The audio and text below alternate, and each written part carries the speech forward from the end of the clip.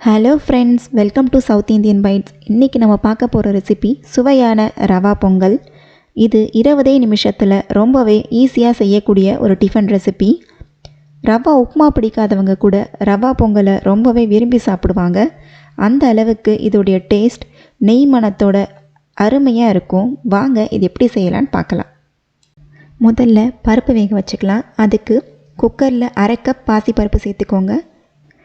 இதை மிதமான தீயில் வாசனை வர்ற அளவுக்கு வறுத்துக்கோங்க.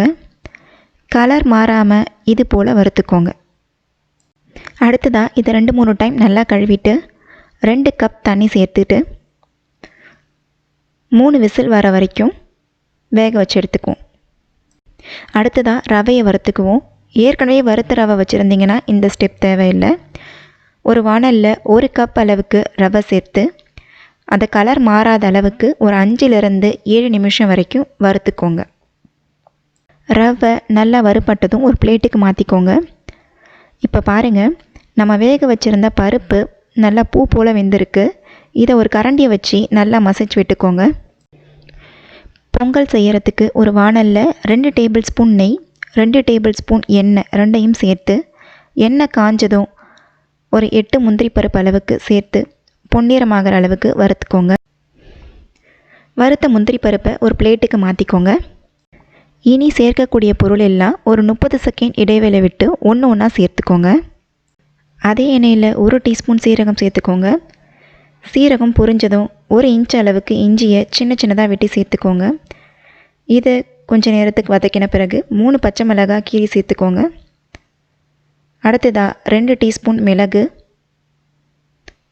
1 கொத்து அளவுக்கு கருவேப்பிலை, கடைசியாக நம்ம வறுத்த முந்திரி பருப்பு, இதையெல்லாம் நல்லா சேர்த்து வதக்கிட்டு 1/2 கப் தண்ணி சேர்த்துக்கோங்க. கூடவே தேவையான அளவுக்கு உப்பு, 1 பிஞ்ச் அளவுக்கு பெருங்காயத்தூள் எல்லாம் சேர்த்து கிளறி விட்டுக்கோங்க. தண்ணி கொதி வந்ததும் ஏற்கனவே வறுத்து வச்சுருந்த ரவையை கொஞ்சம் கொஞ்சமாக சேர்த்து கெட்டிப்படாத அளவுக்கு கிண்டி விட்டுடுங்க. ரவை தண்ணி எல்லாம் உறிஞ்சின பிறகு ஏற்கனவே நம்ம வேக வச்சு எடுத்த பாசிப்பருப்பை சேர்த்துக்கோங்க. பொங்கல் நல்லா தளர்வாக வேணும்னு நினைக்கிறவங்க இது கூடவே 1/2 கப் சுடு தண்ணி சேர்த்துக்கோங்க. ரவையும் பருப்பும் நல்லா ஒன்று சேர்கிற அளவுக்கு கலந்து விட்டுட்டு இதை மூடி வச்சு ஒரு 3 நிமிஷத்துக்கு வேக விடுங்க.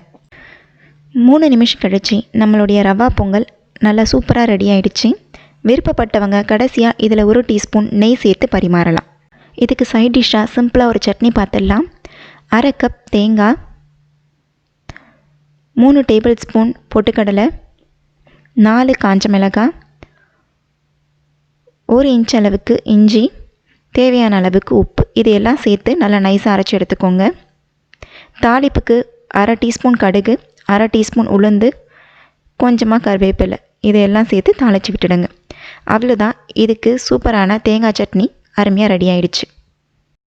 இந்த ரவா பொங்கலுக்கு தேங்காய் சட்னி, வேர்க்கடலை சட்னி, சாம்பார், கத்திரிக்காய் கொஸ்தன் இது எல்லாமே நல்லாயிருக்கும்.